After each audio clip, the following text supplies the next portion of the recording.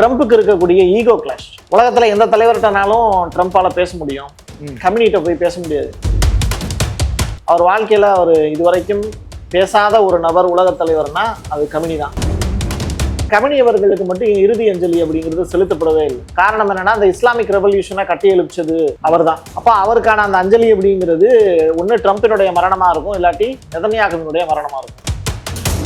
எளிமையாக அமெரிக்காவால வின் ஆயிரும், one day வார் மாதிரி இருக்கும் அப்படின்னு நினைச்சாங்க. ஆனா இது 10 ஆண்டுக்கான போராக இருக்கும் அப்படின்னு அவங்க எதிர்பார்க்கல. அமெரிக்காவை யார் ஆட்சி பண்றா? ட்ரம்ப். அமெரிக்காவை ஆட்சி பண்றது ட்ரம்ப் கிடையாது. ஈரான் இவ்வளவு தூரம் ஆட்டம் போடுறாங்கன்னா அதுக்கு காரணமே அந்த ஸ்டேட் ஆஃப் ஹமாஸ் தான். ட்ரம்ப் நெதன்யாகுவை எதிர்த்து பேசினாருன்னா ட்ரம்ப் உயிரோட இருக்க முடியாது.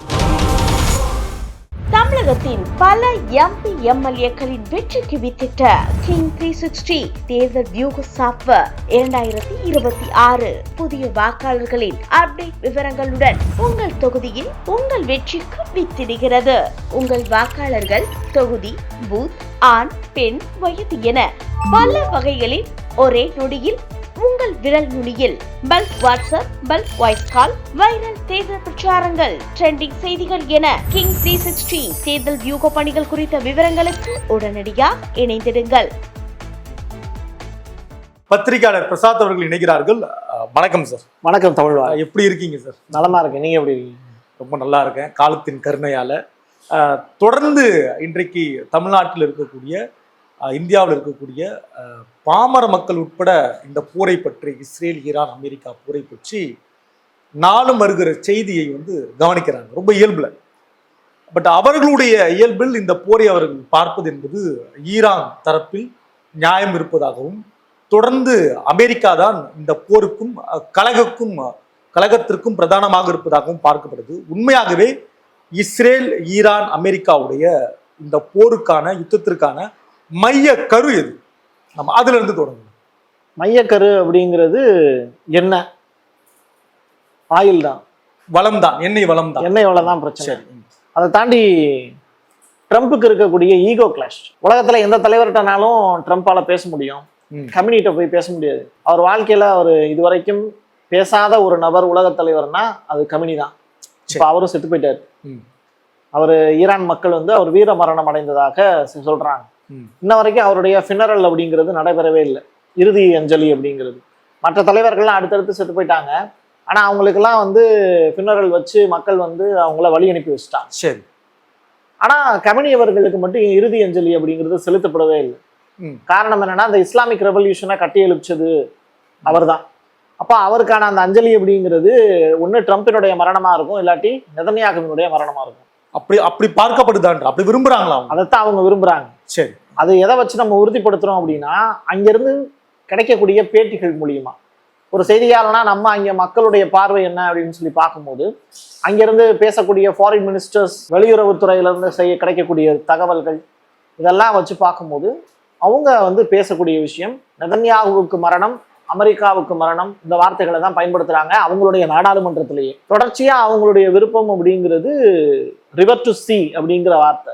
இந்த ரிவர் டு சி அப்படிங்கிறது என்னன்னா, ஆறுல இருந்து கடல் வரைக்கும், அது ஜோர்டானுடைய அந்த ஆத்துல இருந்து தொடங்கி இங்க பாலஸ்தீனத்தின் வரைக்கும் அவங்களுக்கு ஒரு நீண்ட நெடிய வரலாறு இருக்கிறதா அவங்க நம்புறாங்க. அந்த வரலாறுல மறுபடியும் மீட்டெடுக்கணும் அப்படிங்கிறதுக்காக தான் இந்த போர் காசாவில் அக்டோபர் 7 அப்படிங்கிற அந்த டேட்ல இருந்து தொடங்குச்சு.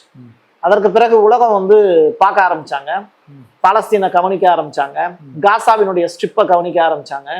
ஒரு பெரிய வார் அப்படிங்கிறது வெகுஜன மக்களால நடத்தப்பட்ட ஒரு போர், ஹமாஸ் அப்படிங்கிற அந்த படைப்பிரிவினால வச்சு நடத்தப்பட்டுச்சு. அதற்கு பிறகு இப்போ நடக்கக்கூடிய போர் அப்படிங்கிறது ஈரான், அதனுடைய ப்ராக்ஸி டீம், ஹவுதீஸ், ஹிஸ்புல்லா, இவங்கெல்லாம் சேர்த்துக்கிட்டு இப்போ அமெரிக்காவுக்கு எதிராக போராட்டத்துல ஈடுபட்டு இருக்காங்க. இதுல ஈரான்கிட்ட மட்டுமே இருக்கக்கூடிய ஆயுதங்கள் அடுத்த 10 ஆண்டுகளுக்கு போதுமான அளவு இருக்குங்கிறாங்க ஈரான் கிட்ட.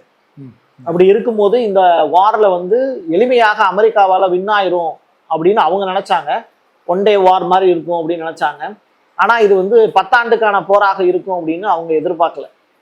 போரை நிறுத்தவே முடியாத அளவுக்கு இப்போ ஓடிக்கிட்டே இருக்கு. இப்போ கூட இன்னைக்கு கிடைக்கக்கூடிய அப்டேட் என்னன்னா, மிடில் ஈஸ்ட்ல இருக்கக்கூடிய ஒட்டுமொத்த நாடுகள், கத்தாரு, குவைத்து, யுஏஇல இருக்கக்கூடிய அந்த 7 கண்ட்ரிஸ், இது எல்லாத்துலயுமே அடின்னு விட்டு வெளுத்துக்கிட்டு இருக்காங்க ஈரான். சரி. இப்போ ஈரானுடைய வெற்றி தான் இங்க அதிகமா இருக்கு. காரணம் என்னன்னா ஸ்ட்ரெய்ட் ஆஃப் ஹார்மஸ் அப்படிங்கிற அந்த நீரிணையை மூடிட்டாங்க. மூடிட்டாங்க அப்படின்னா அமெரிக்காவுக்கும் இஸ்ரேலுக்கும் மூடிருக்காங்க. மீதி நாடுகளுக்கெல்லாம் காசு கொடுத்து உள்ள போய்க்கலாம் அப்படின்ட்டாங்க. அப்போ வாழ்றதுக்கான வாய்ப்பையும் மற்ற நாடுகளுக்கு ஏற்படுத்தி கொடுக்குறாங்க. இதனால் வரைக்கும் கட்டணங்கள்லாம் வசூலிக்காம இருந்தாங்க. இப்ப கட்டணத்தை வசூலிச்சுட்டு உள்ள போங்கிறாங்க. நம்மளாம் தியேட்டர்ல டிக்கெட் எடுத்துட்டு உள்ள போற மாதிரி. அப்போ கப்பல் போக்குவரத்துக்கும் இங்க பிரச்சனை கிடையாது. ப்ராப்ளம் யாருக்கு? அமெரிக்காவுக்கும் இஸ்ரேலுக்கும். அப்போ ஒருத்தன் வந்து தொடர்ச்சியா வாய் பேசிக்கிட்டே இருக்கான். அவனை ஊமையாக்கணும் அப்படின்னா என்ன பண்றது? ஒண்ணு அவனுடைய வாழ்வாதாரத்தை கட் பண்ணணும். அமெரிக்கா இதைத்தான் ஒவ்வொரு நாடுகளுக்கும் செஞ்சுக்கிட்டே இருந்தாங்க. ஏகாதிபத்தியம் அதை தொடர்ச்சியாக ஒவ்வொரு நாட்டையும் அடிமைப்படுத்துறது. மிசைலை தயாரிச்சாங்க, அதை பயன்படுத்துறதுக்கு ஒரு களத்தை நிர்ணயிச்சாங்க, அதுல போய் அந்த ஆயுதங்களை பயன்படுத்தினாங்க. முதலாளிகள் பூரா அந்த ஏவுகணையை வாங்க ஆரம்பிச்சாங்க. இப்போ அந்த விஷயத்த ஈரான் செய்ய தொடங்கியிருக்காங்க. அவங்க கிட்ட புதுசு புதுசாக ஆயுதங்கள் வருது. அதை விற்பனை பண்றதுக்கு இப்போ அமெரிக்காவினுடைய யூஎஸ் பேஸ்ன்னு சொல்லுவாங்கல்ல, மிடில் ஈஸ்ட்ல, மத்திய கிழக்கு நாடுகள்ல, அதுல போய் வந்து அந்த மிசைலை பூரா பயன்படுத்தி உலக முதலாளிகளுடைய பார்வையை தன் பக்கம் திருப்பிக்கிட்டு இருக்காங்க. அப்போ இப்ப யார் ஜெயிச்சுக்கிட்டு இருக்கா? அமெரிக்காவும் இஸ்ரேலுமா அப்படின்னு கேட்டா ஈரான் தான் வெற்றி பாதையை நோக்கி நடப்பட்டுக்கிட்டு இருக்கு. இப்ப அமெரிக்கா இஸ்ரேலை செரிமானம் பண்ணியிருக்கு அப்படின்னு அமெரிக்கா இஸ்ரேலை செரிமானம் பண்ணிருச்சா அப்படின்னு கேட்டா அப்படிலாம் ஒண்ணும் கிடையாது.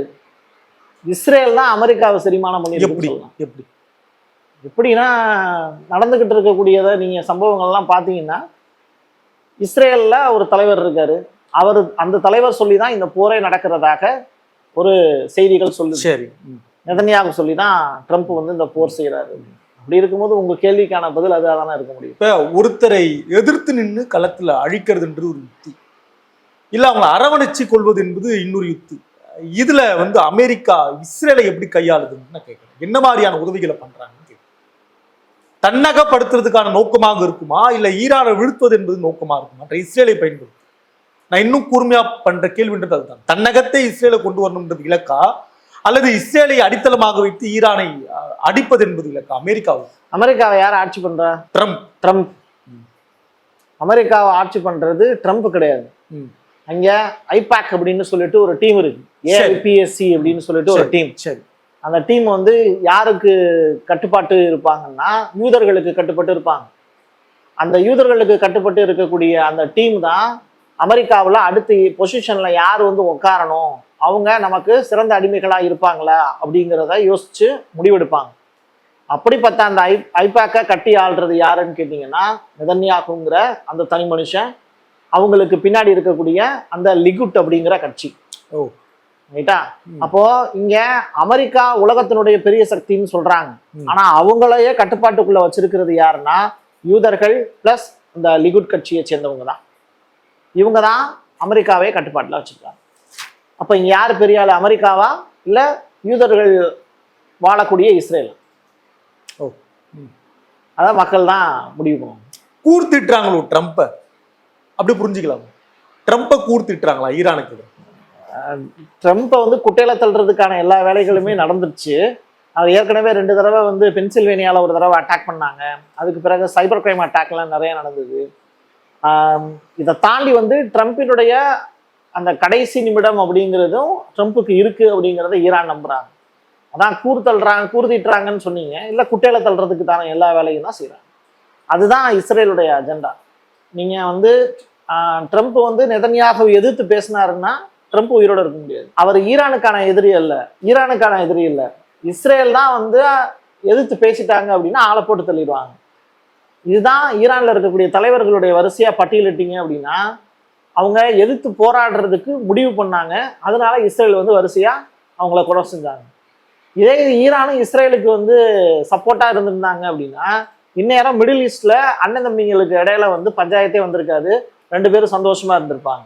பட் நியாயம் யார் பக்கம் இருக்கு அப்படிங்கிறத யோசிச்சு ஒரு முடிவு எடுக்கும் போது அந்த இடத்துல ஈரான் வந்து தனித்து இயங்கணும் அப்படிங்கிற அந்த ஸ்ட்ராட்டஜிக்குள்ள வர்றாங்க. முதல்ல வாழ்றதுக்கான வாய்ப்பை இஸ்ரேலுக்கு கொடுத்தாங்க 1948. அதனாலதான் இஸ்ரேலுங்கிற ஒரு தேசமே உருவாச்சு. அதற்கு பிறகுதான் ஈரான்ல வந்து ஷா ஆட்சிகள் வந்து மலர்ந்தது. அமெரிக்காவினுடைய அடிமையா ஒட்டுமொத்த பேர் மாறினாங்க. ஷா ஆட்சியை தூக்கி எறிஞ்சது தான் இஸ்லாமிக் ரெவல்யூஷன் 1978-79 வாக்குல வந்தது. இல்ல ஒரு வல்லாதிக்கம் நிறைந்த நாடாக அமெரிக்கா இன்று வரை பார்க்கப்படுது இல்லையா? இப்பொழுதும் ட்ரம்ப் எங்கேயுமே இறங்கி வந்த மாதிரி தெரியலையே. இல்ல இந்திய ஊடகங்கள் அப்படி காட்டுறாங்க. நான் அதுவும் புரிதலுக்காக தான் கேட்கிறேன். எங்கிருந்து இறங்கி வரணும்? இந்த ஈரான் தொடர்பான சண்டையில கொஞ்சமாவது ஒரு ஆள் இறங்கி வரணும் இல்லையா? அவர் ஏன் இறங்கி வரணும்? எவ்வளவு பெரிய விஷயம் நடந்துட்டு இருக்கு. அவருக்கு எதிராகவே உள்நாட்டுல பிரச்சனை வெடிக்க போகுது. ஒரு சமாதானத்தை நோக்கி நகரணும் இல்லையா? ஒரு முடிவுக்கு கொண்டு வரணும் இல்லையா? இந்தியாவிலையும் தான் மோடிக்கு எதிராக ஏகப்பட்ட விஷயங்கள் நடந்துகிட்டு இருக்கு. அதுக்காக மோடி வந்து இறங்கி வரணும்னு அவசியம் இருக்கா? ஒரு தலைவன் அந்த நாட்டுக்கு எது தேவையோ அதைத்தான் வந்து அதை நோக்கி போக முடியும். இந்த மக்கள் விரும்புறாங்களான்னு இருக்கும். Make in America great again அப்படிங்கிற ஒரு வார்த்தையை நோக்கி, மெகா அப்படிங்கிற அந்த கோட்பாட்டை நோக்கி போகும்போது அவர் எடுக்கக்கூடிய முடிவு அந்த நாட்டுக்கு நலன் கிடைக்கும் அப்படிங்கிறதெல்லாம் அவர் தெளிவா இருக்காரு. அந்த நாட்டுல ஒண்ணுமே கிடையாது. அமெரிக்காவில் என்ன இருக்கு? எண்ணெய் வளம் இருக்கா? கிடையாது. விவசாயம் இருக்கா? பெரிய அளவுல கிடையாது. நம்ம ஊர்லயாவது சோறு பொங்கி வருஷம் முறை சாப்பிட்டுறலாம், அதுவும் அந்த ஊர்ல அதுவும் கிடையாது. அப்ப அவங்க என்ன பண்ணுவாங்க? திருடி தான் சாப்பிடுவாங்க. திருடுவதற்கான வாய்ப்பை வந்து உலகம் முழுவதும் ஏற்படுத்திக்கணும் அப்படின்னா ஒரு பீரியட்ல நீங்க என்ன எதிர்பார்ப்பீங்க? உங்க ஊர்ல திருடை ஒருத்தன் வந்தான்னா அவன் வந்து ரொம்ப அழுக்கு சட்டையா தாரெல்லாம் பூசிக்கிட்டு ஜட்டி பணியனோட உள்ள ஏரியாக்குள்ள சுத்தி திரிவாங்க இல்லையா? ரொம்ப அழுக்கா இருப்பான் திருடன் அப்படின்னு தான் ஒரு பார்வை இருக்கும் இல்லையா? அவன் பேசக்கூடிய ஸ்லாங்லாம் வந்து பாத்தீங்கன்னா ரொம்ப வித்தியாசமா இருக்கும் அப்படின்னு. இன்னைக்கு அப்படி கிடையாது. திருடைங்க எல்லாருமே ரொம்ப தெளிவா இருக்காங்க, நல்லா பேசுறாங்க. அப்ப அமெரிக்காவில் இருக்கக்கூடியவங்க எல்லாமே வந்து நல்லா இங்கிலீஷ்ல வாட்டசாட்டமா பேசும்போது உலகம் என்ன நினைக்குது? ஆகா, இவன் ஹைடெக்கான திருடன், இவங்கிட்ட வந்து நம்ம தப்பிக்க முடியாதுங்கிறத உலகம் இன்னைக்கு ஒத்துக்குச்சு. அவன் திருடன் தான், ஆனா ஹைடெக்கான திருடன். எப்படி? இன்னொரு நாட்டின் மீது ஆக்கிரமிப்பு பண்ணி தான் இன்னைக்கு ஈரான் அப்படிங்கிற நாடை வளைச்சு போடுறதுக்கு ட்ரை பண்றாங்க. அங்க இருக்கக்கூடிய எண்ணெய் வளத்தை சுரட நினைக்கிறாங்க. ஆமா தானே? அதுதான் இங்க நடந்துகிட்டு இருக்கு. இப்ப நான் இதையும் நான் இன்னும் நேரடியா நான் கேட்கிறேன். இந்திய ஊடகங்கள் இந்த போரை என்னவாக நமக்கு காட்டுறாங்க? இந்திய ஊடகம் நான் இதை முதல் கேள்வியா நான் வச்சிருந்தேன். இந்திய ஊடகம் என்னவா காட்டுறாங்க? இந்திய ஊடகங்கள் என்னவா காட்டுறாங்க அப்படின்னா, நீங்க தான் வந்து இந்திய ஊடகங்களை பார்த்து தெரிஞ்சுக்கணும். நான் ஒட்டுமொத்த இந்திய ஊடகம் கிடையாது. நான் ஒரு சாதாரண தனி மனிதன். ஒரு அதை கவனிக்கிறீங்களா? இந்திய ஊடகம் கொடுக்கக்கூடிய தகவல்களை கவனிக்கிறீங்களா? இன்று வரை தொடர்ந்து ஈரானுக்கும் அமெரிக்காவுக்கும் என்ன செய்தி வருதுன்னு நினைக்கிறீங்க? இந்திய ஊடகத்துல தொடர்ந்து இஸ்ரேல் களத்துல நிக்கிறாங்க. மீது வெற்றி அமெரிக்காவுக்கும் கிட்டத்தட்ட வெற்றி வாய்ப்பு இருக்கு அப்படின்ற மாதிரி தான் காட்டுறாங்க. ஈரான் வந்து தொடர்ந்து போராடுறாங்க, அவ்வளவுதான். அது ஒரு போராட்ட களமா இருக்கு. பட் ட்ரம்ப் நினைத்ததை சாதிக்கிறார் அப்படின்ற மாதிரில போயிட்டு இருக்கு இந்திய ஊடகம். இது பொது பார்வை. இது தாண்டி வந்து உள்ளூர கேள்விகள் இருந்தது அப்படின்னா அதற்கான பதில் நிச்சயமாக சொல்லணும். கேள்விகள் வந்து உள்ளூர கேட்டீங்க அப்படின்னா அது கண்டிப்பா பதில் சொல்லணும். இல்ல இந்திய ஊடகம் அப்படி இருக்குன்னு நான் கேட்கிறேன். ஊடகங்கள் எப்படி காட்டுறாங்கன்ற இந்திய ஊடகத்துல நடக்கிறதா காட்டுறாங்க. மோதி மீடியா மாதிரி செயல்படுறாங்க. 4 ஷிப் வந்துச்சு, 4 ஷிப் வரத காமிச்சாங்க. ஆமாதானே? அது மிகப்பெரிய வெற்றி இந்த இடத்துல அப்படின்றாங்க. அது மிகப்பெரிய வெற்றி தான், அதை காமிச்சிட்டாங்க. வேற என்ன காமிக்காம என்ன இருக்காங்கன்னு நினைக்கிறீங்க? இந்திய ஊடகம், இந்திய வெளியுறவுத்துறை ஆகட்டும், ஜெய்சங்கர் ஆகட்டும், ஈரானுடைய ஃபாரின் மினிஸ்டர்கிட்ட தொடர்ச்சியா பேசிட்டு தானே இருக்காங்க. அப்போ இந்தியா சைடுல வந்து நடக்கக்கூடிய விஷயத்த பூரா அப்படியே கண்ணாடி மாதிரி தானே காட்டுறாங்க. இதுல எதுவும் ஒளிவு முறைவே எதுவும் இல்லையே. இன்னைக்கு இஸ்ரேல் எப்படி இருக்கு? இஸ்ரேல் எப்படி இருக்கு? களத்துல நிக்கிறாங்களா இஸ்ரேல்? இன்னைக்கு களத்துல தொடர்ந்து? ஆமா, தொடர்ச்சியா களத்துல நின்றுட்டு தான் இருக்காங்க. மிகப்பெரிய பாதிப்பு அழிவு எல்லாம் இஸ்ரேல்ல கிடையாது. மிகப்பெரிய பாதிப்பு அழிவு இஸ்ரேலுக்கு இருக்கா அப்படின்னு கேட்டா, நம்மெல்லாம் இரவுல தூங்கும் போது நிம்மதியா படுத்து தூங்குறோம். ஒரு வேட்டு சத்தம் கேட்டுச்சுன்னா கூட வந்து நம்ம ஒரு பதட்டம் அதிகமாக. ஆனா அங்கே நித்தம் வந்து கேட்கக்கூடிய சத்தம் அப்படிங்கிறது வெடிச்சத்தம் தான். டெல் அவீவ் அப்படிங்கிற ஒரு இடம் இருக்கு. அந்த இடம் பூராமே பத்தி எரிஞ்சுக்கிட்டு இருக்கு. ஹைஃபா அப்படின்னு சொல்லிட்டு ஒரு துறைமுகம் இருக்கு, அதுவும் பத்தி எரிஞ்சுக்கிட்டு இருக்கு. அப்போ நீங்க ஒட்டுமொத்த நகரமுமே இங்க நம்ம சென்னையினுடைய ஒட்டுமொத்த அளவை விட அங்கே இஸ்ரேலுடைய நிலப்பகுதிங்கிறது ரொம்ப கம்மியானது. ஒரு இடத்துல வந்து அட்டாக் பண்ணாங்க, பென்குரியன் சொல்லிட்டு ஒரு ஏர்போர்ட் இருக்கு. அந்த இடத்துல அட்டாக் பண்ணாங்க அப்படின்னா விமான போக்குவரத்தே டோட்டலா டவுன் ஆயிடும். இப்போ யூரோப்பியன் யூனியன்ல இருக்கக்கூடிய ஹெலிகாப்டர்ஸ், ஏரோப்ளைன்ஸ் எல்லாமே அங்கே நிக்கிறதுக்கு பயந்துக்கிட்டு அதை கொண்டு போய் ஒளிச்சு வைக்கிறாங்க ஒரு கிராமத்துல, ரைட்டா? அப்போ அங்க நிலமே சின்னதுதான். அப்படிப்பட்ட இடத்துல தொடர்ச்சியாக அட்டாக் பண்ணும்போது இரவும் பகலும் தொடர்ச்சியாக இப்போ இஸ்ரேலும் அடி வாங்கிட்டு இருக்கு, ஈரானும் அடி வாங்கிட்டு இருக்கு. 2 பேருக்குமே இழப்பு இருக்கு. இழப்புகள் 2 பேருக்குமே தான் இருக்கு. ஒருத்தருக்கு மட்டும் இழப்பு அப்படின்னு சொல்ல முடியாது. ஆனா அந்த ஒட்டுமொத்த இழப்பு அப்படிங்கிறது உலகத்திற்கானது. ஏன்னா அங்க அடிக்கிறது வந்து ஆயில் ரெஃபைனரி மேல அடிக்கிறாங்க. கச்சா எண்ணெயை உற்பத்தி பண்றாங்க. ஷிப்லாம் வருதுன்னு எல்லாரும் செய்தி போட்டுக்கிட்டு இருக்காங்க. ஷிப்பு போறதுக்கு இங்க எந்த தடையும் இல்லை. உற்பத்தி பண்றது இங்க நடக்குதான்னு கேட்டா உற்பத்தியை நிறுத்தி வச்சிருக்காங்க, ஸ்டாப் பண்ணி வச்சிருக்காங்க. அப்படி இருக்கும்போது நீங்க என்ன ஆகும்? உற்பத்தி நின்றுச்சுன்னா ஷிப்பு போயிட்டு வர்றது ஓகே, ஆயில வந்து அங்க உற்பத்தி பண்ணாதானா கொண்டு வர முடியும். நீங்க சொல்றது புரியுதா உங்களுக்கு? இல்ல எம்டி கண்டெய்னர் தான் வரும். இப்போ சிச்சுவேஷன் எங்க போய் நிக்குது அப்படின்னா எல்லாம் எம்டி ஆயிடுச்சு. காலி டப்பாவா இருக்கு. காலி டப்பாவை கொண்டு வந்து நம்ம அடுத்து 1 மாசம் 2 மாசம் கழிச்சு இதான் சுச்சுவேஷனா இருக்கு. உலகமே காலி டப்பாவாயிடும். உற்பத்தியா இங்க இது மாதிரியான தொடர்ச்சியாக பேரழிவுகள் ஏற்படுச்சு உலகம் முழுக்க. ஆமா. இப்ப இந்த ஹார்முஸ் ஜலசந்தி அப்படின்றாங்க, அது என்னவா இருக்கு, அது எப்படி இருக்கு, எப்படி ஒர்க் ஆயிட்டு இருக்கு, அதோட ஒர்க் என்னவா இருக்கு? ஒட்டுமொத்த உலகத்தினுடைய 30% எரிவாயு அப்படிங்கிறதே இந்த ஸ்ட்ரெய்ட் ஆஃப் ஹார்மஸை நம்பிதான் இருக்கு. ஹார்முஸ் ஜலசந்தி அப்படிம்பாங்க. இப்போ இந்த ஸ்ட்ரெய்ட் ஆஃப் ஹார்மஸை பொறுத்தளவுல அங்க இருக்கக்கூடிய எண்ணெய் வளம் அப்படிங்கிறது உலகத்துக்கே போய் சேர வேண்டியது. அதை ஈரான் முடக்குறாங்க அப்படிங்கிறது தான் குற்றச்சாட்டு. ஆனா ஈரான் முடக்கல, ஜப்பானுக்கே வழி விடுறேங்கிறாங்க. ஜப்பான் தான் இப்போ அமெரிக்காவுக்கு ஆதரவாக நின்று ஈரானை எதிர்க்கக்கூடிய ஒரே நாடு. அமெரிக்காவுக்கு அடுத்து இஸ்ரேலுக்கு அடுத்து ஜப்பான் தான், ரைட்டா? ஆனா அந்த ஜப்பானுக்கு உன் கப்பலை அனுப்பிச்சு விடு, நான் என்ன அனுப்பிச்சு விடுறேன் அப்படின்னு சொல்றாங்க. அப்போ ஈரான் என்ன பண்றாங்க அப்படின்னா, நீ யார் வந்தாலும் உனக்கு வர்த்தகம் பண்றதுக்கு நான் ரெடி, $2 மில்லியன் கொடுத்துட்டு உள்ள வந்துட்டு வெளில போ அப்படின்னு சொல்றாங்க. அப்போ இந்த ஸ்ட்ரெய்ட் ஆஃப் ஹார்மஸ் மூடப்பட்டிருக்கு அப்படிங்கிற செய்தியே பொய் அப்படின்னு நான் சொல்லல, ஈரானுடைய ஃபாரின் மினிஸ்டர் அப்பாஸ் அராக்சி அப்படிங்கிற அந்த நபர் சொல்றாரு.